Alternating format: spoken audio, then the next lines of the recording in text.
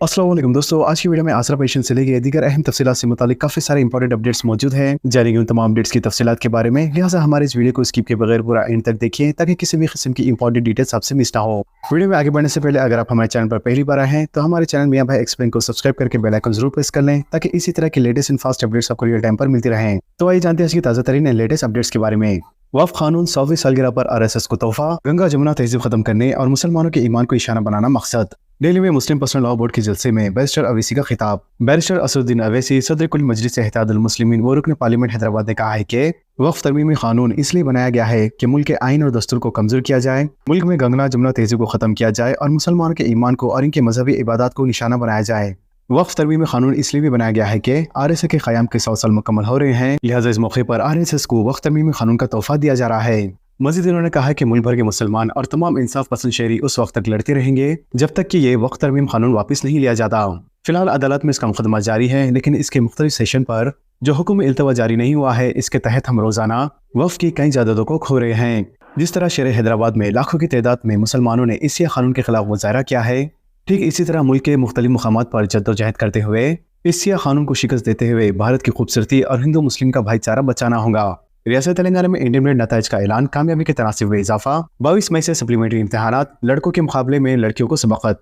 Telangana board of intermediate की जानिब से फर्स्ट ईयर और सेकंड ईयर के नताइज जारी कर दिए गए हैं, लिहाजा इंटरमीडिएट फर्स्ट ईयर में 65.96% और इंटरमीडिएट सेकंड ईयर में 65.65% उम्मीदवारों ने कामयाबी हासिल की है। मंगल की दोपहर डिप्टी चीफ मिनिस्टर भट्टी विक्रमार्का ने रियासती वज़ीरा कोमट रेड्डी वेंकट रेड्डी और पुनः प्रभार के हमरा बोर्ड ऑफ इंटरमीडिएट एजुकेशन के दफातर नामपल्ली में नताइज का ऐलान किया। नताइज की इजरा के बाद मीडिया से बात करते हुए डिप्टी चीफ मिनिस्टर ने कहा है कि रियासत भर में 5 मार्च से 25 मार्च तक 1500 मराकज़ में इंटरमीडिएट के इम्तहानात मुनक़द किए गए थे, लिहाजा इस साल मजमूई तौर पर 9,96,971 तलबा ने इम्तहानात में शिरकत की थी, जिनमें 4,80,415 इंटरमीडिएट फर्स्ट ईयर और 4,44,697 इंटरमीडिएट सेकंड ईयर के तलबा शामिल थे। जबकि इम्तहानात मुकम्मल होने के सिर्फ 1 महीने के अंदर ही बोर्ड ऑफ इंटरमीडिएट की जानिब से नताइज जारी कर दिए गए। इन्होंने कहा कि लड़कों के मुकाबले में लड़कियों ने ज्यादा कामयाबी हासिल की है। मजीद उन्होंने कहा कि गुज़िश्ता साल के मुकाबले में इस साल कामयाबी के तनासुब में इजाफा हुआ है। इंटरमीडिएट फर्स्ट ईयर में कामयाबी हासिल करने वाली लड़कियों का तनासुब 73.8% और इंटर सेकंड ईयर में 77.73% रहा है, जबकि लड़कों का इंटरमीडिएट फर्स्ट ईयर में 59.74 और सेकंड ईयर में 64.60% रहा है। इसके अलावा डिप्टी चीफ मिनिस्टर ने कहा है कि पर्चों की दोबारा जांच और दोबारा गिनती के लिए एक और हफ्ते का वक्त दिया जा रहा है, लिहाजा ख्वाहिशमंद तलबा 23 अप्रैल से 30 अप्रैल के दरमियान दरख्वास्तें दाखिल कर सकते हैं। लिहाजा दोबारा जांच के लिए फी पेपर 600 रुपए और दोबारा गिनती के लिए 100 रुपए फी पेपर वसूल करने का फैसला किया गया है। मजीद उन्होंने बताया कि पूरी रियासत तेलंगाना में 22 मई से इंटरमीडिएट सप्लीमेंट्री के इम्तहानात मुनक़द किए जाएंगे। रियासत तेलंगाना के जिले संगारेड्डी के जनारा में दीनी मदरसे के तलबा पर अशरार हमला, दरगाह शरीफ को नजर आतिश कर दिया गया, असातिज़ा भी निशाना। मूर्ति को नुकसान पहुंचाने के झूठे इल्जामात, कौशल मोहिनुद्दीन का सुप्रिंटेंडेंट पुलिस से रब्त। रियासत तेलंगाना के जिले संगारेड्डी के जनारा में आज अशरार की जानिब से दीनी मदरसे के तलबा पर मुबैना तौर पर मूर्ति को नुकसान पहुंचाने का इल्जाम आयद करते हुए नारेबाजी के साथ हमला किया गया, लिहाजा पूछताछ के लिए जाने वाले असातिज़ा को भी निशाना बनाया गया। लिहाजा इस वाक़े के साथ ही मौज़िद में कशीदगी फैल गई। तफसीलात के मुताबिक जनारा में दीनी मदरसा अरबिया तालीमुल कुरान कायम है, जहाँ तकरीबन 80 लड़के दीनी तालीम हासिल कर रहे हैं। बताया गया है कि रियासत बिहार से 10 था 12 लड़के, जिनकी उम्र 10 था 13 साल बाद के दरमियान बताई जा रही है, इस मदरसे को पहुंचे थे। लिहाजा ये लड़के आज घूमने फिरने के लिए बाहर निकले थे। अचानक से अशरा ने ये इल्जाम आयद करते हुए हमला कर दिया कि इन बच्चों ने मुबैना तौर पर मंदिर की मूर्तियों को नुकसान पहुंचाया है। लिहाजा इस वाक़े की इत्तला मिलते ही बैरिस्टर असदुद्दीन अवैसी सदर कुल मजलिस इत्तेहादुल मुस्लिमीन व रुकन पार्लियामेंट हैदराबाद की हिदायत पर जनाब कौसर मोहिउद्दीन रुकन असेंबली मजलिस ने मुतालिका सुप्रिंटेंडेंट पुलिस से रब्ता कायम करते हुए अशरार के खिलाफ सख्त कार्रवाई करने और दीनी मदरसा के तलबा और असातिज़ा को तोहफ़्फ़ फराहम करने पर जोर दिया। रियासत तेलंगाना में शदीद गर्मी का इम्कान, रेड और ऑरेंज अलर्ट जारी। एक ही दिन में लू लगने से 9 अमवात।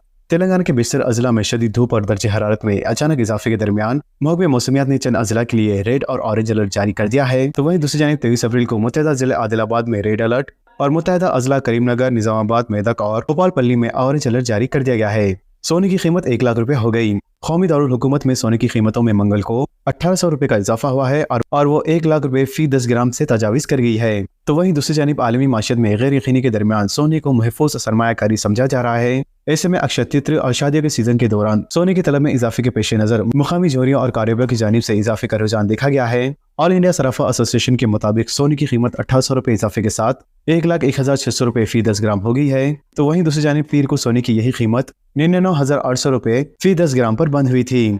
99.5 खालिस % सोने की कीमत में भी 2800 रुपए का इजाफा हुआ है और वो 1 लाख से तजाविज कर गई है और मंगल को मुकामी बाजारों में 1,02,100 के रिकॉर्ड बुलंदी पर पहुंच गई, लेकिन सेशन के बाद इसकी कीमत 99,300 रुपए फी 10 ग्राम पर बंद हुई।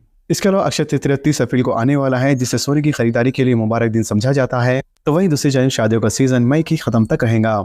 जू पार्क का स्कूली तलबा के लिए मई था जून समर कैंप। शहर हैदराबाद में वाक़ नेहरू ज़ूलॉजिकल पार्क के शौकीन बच्चों के लिए समर कैंप में शिरकत के लिए मदऊ किया जा रहा है।